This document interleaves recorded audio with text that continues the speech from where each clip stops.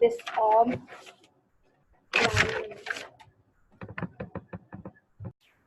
चले, अब जो ऑफलाइन है उनका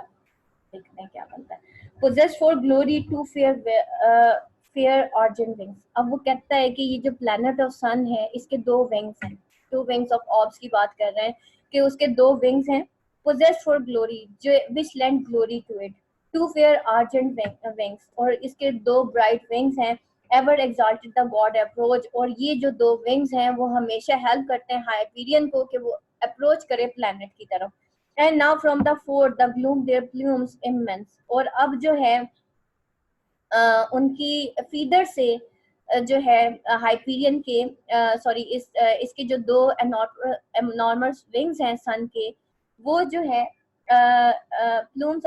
एमेंस, उसके जो फीदर्स हैं वो ग्लूम कर forth the gloom their rose one by one. अब उसके ये जो विंग्स हैं वो वन बाय वन उठते हैं टिल ऑल अब आउटस्प्रेड वर, और अब जो है वो आउटस्प्रेड होते हैं। इससे पहले ये आउटस्प्रेड होते थे while still dazzling glow maintain eclipse, इससे पहले until they were fully spread out, लेकिन अब क्या है while still dazzling glow maintain eclipse, मतलब उस वक्त ये खुले हुए होते थे, आउटस्प्रेड होते थे, जब पहले जो है dazzling globe जो है वो मेंटेन एक्लिप्स, यानी कि जब ये सूरज पहले गरूब होता था तो उस वक्त भी इस सन के जो विंग्स हैं वो खुले हुए होते थे अवेटिंग फॉर हाइपीरियन कमांड, और वो इंतजार करते थे हाइपीरियन की कमांड के, जो कि पहले मतलब ये जो दो फेरी विंग्स हैं जो कि ever exalted at God's approach, जो हर वक्त अपने गॉड के हुक्म के इंतजार में रहते थे कि हमारा गॉड आएगा, या जो हमेशा हाइपीरियन के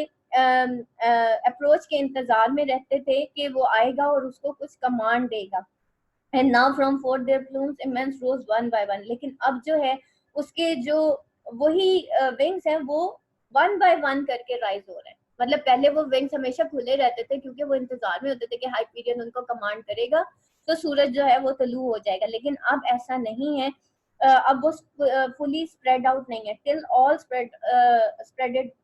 आउटस्प्रेडेड वर, ये पहले हमेशा आउटस्प्रेडेड रहते थे but while still dazzling globe maintain, यहाँ तक कि जब ये जो सन है जिसकी जो whose light dazzled the world, जिसकी पूरी जो लाइट है वो डेजल कर देती थी पूरी दुनिया को, अवेटिंग फॉर हाइपीरियन कमांड, अभी भी वो जो है इंतजार में है कि हाइपीरियन उसको कमांड देगा। Before it to glow upon the world fain would have commanded,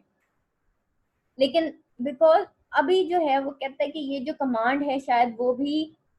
अब फेन हो चुकी है, ठीक है, वो जो है फेन है, वो जो कमांड है that is no more may be that is no more now but for change but sorry fain to throne and bit by the day began. अब वो यहाँ पे कहता है कि ये जो सन है जिसकी लाइट जो है वो डेजल करती है पूरी दुनिया को, और इससे पहले के मतलब पहले ये जो लाइट है ये ग्लो करती थी पूरी दुनिया को क्योंकि ये एक कमांड रिसीव करती थी हाइपीरियन से कि वो उसको कमांड दे, लेकिन हाइपीरियन जो है वो शायद जो है अब fain to throne and bit the day but for the change, कि वो जो है मतलब वो जो सन था वो कमांड के इंतजार में रहता था हाइपीरियन के कि वो हाइपीरियन उस सन को कमांड दे और वो बिट द डे बिगिन, और वो दिन स्टार्ट हो, यानी कि सूरज इंतजार करता था, लेकिन if but for change he might not, लेकिन अब क्योंकि सब कुछ बदल चुका है अब शायद वो ये कमांड ना दे। नो दो अ प्राइमेबल गॉड, अब जो है वो कहता है कि अब शायद वो प्राइमेबल गॉड नहीं रहा, the secret season might not be disturb, अब अगर वो प्राइमेबल गॉड नहीं भी रहता लेकिन ये सेक्रेट सीजन्स जो हैं ये कभी डिस्टर्ब नहीं होगी, यानी कि इंसानों का अरूज और जवाल जरूर होता है लेकिन ना तो सेक्रेट सीजन्स बदलते हैं, यानी कि बेशक कमांड जो है सन की चेंज हो जाएगी। अब सन को शायद हाइपीरियन जो है जब उसका डाउनफॉल होगा तो सन को कमांड करने वाला हाइपीरियन तो नहीं होगा, लेकिन वो जो ये जो 4 सीजन्स हैं ये नहीं बदलेंगे। देखें इसका बेसिक जो यहाँ पे थीम है उसमें यही है कि इंसान जो है उसका अरूज और जवाल होता है, थ्रोन्स जो हैं वो हमेशा फॉलन होते हैं और कुछ फॉल थ्रोन्स जो होते हैं उनको डिफीट कर लिया जाता है, इंसान दुनिया से आते और जाते हैं, मैन इज मॉर्टल बट ये जो सीजन्स हैं, ये सारी चीजें जो है ये अपनी जगह पे बरकरार रहती हैं। ही माइट नॉट नो दो अ प्राइमर, अब वो बेशक गॉड नहीं रहेगा, लेकिन ये जो सीक्रेट सीजन है ये भी नहीं डिस्टर्ब होंगे। Therefore the operation of the dawn stayed in their birth, और ये जो ऑपरेशन ऑफ डॉन है ये अभी भी जो है स्टेड इन देयर बर्थ, उसकी बर्थ में है। Even as there is told two silver win expand sisterly, और इवन वो जो उसके सन के जो सिल्वर विंग्स हैं वो भी सिस्टरली एक्सपेंडेड हैं। ठीक है, सिल्वर विंग्स यानी कि सन के जो विंग्स हैं वो भी एक्सपेंडेड है। Both of wings are now ready to bear the planets on its days journey. अभी भी वो इंतजार में है कि शायद जो है हाइपीरियन उसको कमांड दे और वो स्टार्ट हो जाए। Eager to sail their orbs, अभी भी सूरज इंतजार में है कि वो अपने ऑब्स में सेल करे। The porch is wide upon the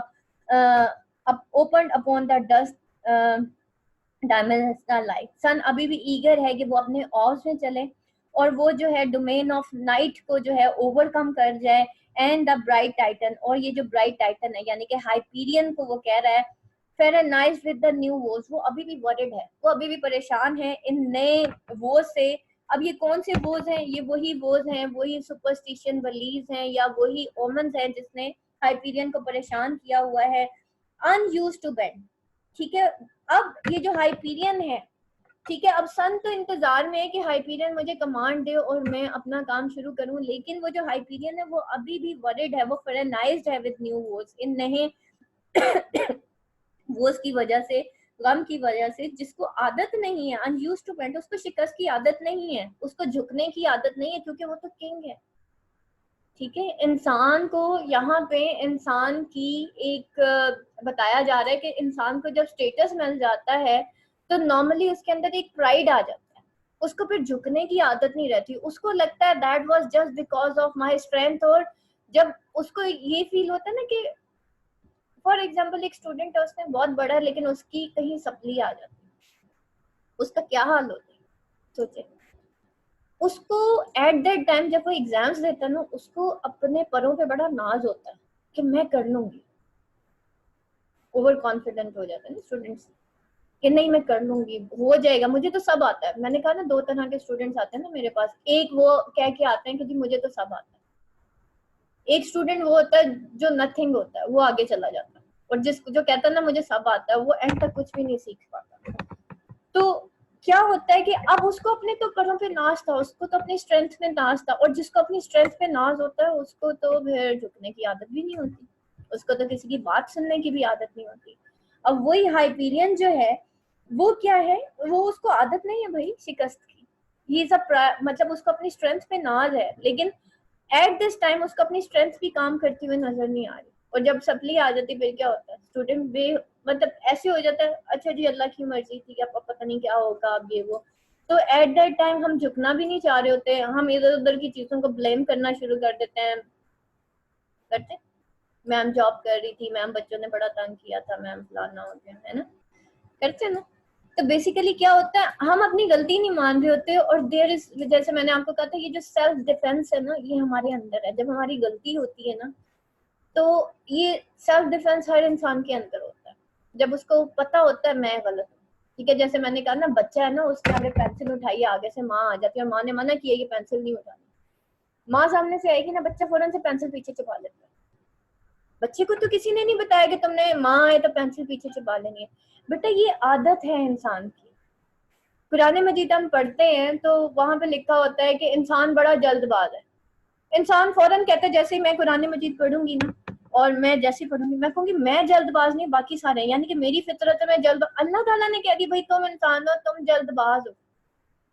मैं मानूंगी तो मैं ठीक होंगी ना कि हाँ मैं जल्दबाज हूँ, मेरे अंदर है जल्दबाजी, मुझे इसको ओवरकम करना है, because that is the part of my nature, और मुझे अपने नफ्स के खिलाफ जहाद करना है।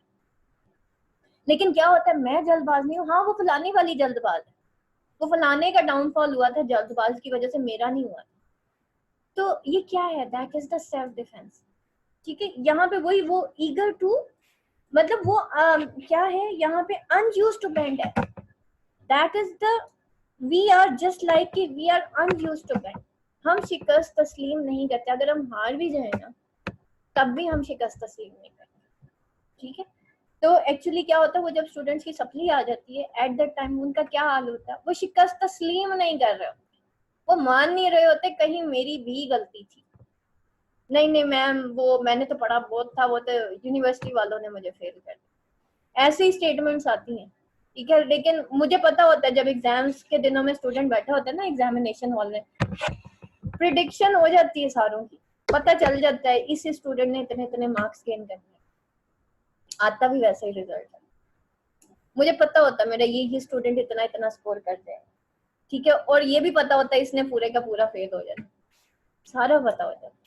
ठीक है, तो लेकिन क्या मैम आपको फिर तो हमारा भी रिजल्ट पता होगा सबको। इंशाल्लाह आप सारे पास हो जाएंगे।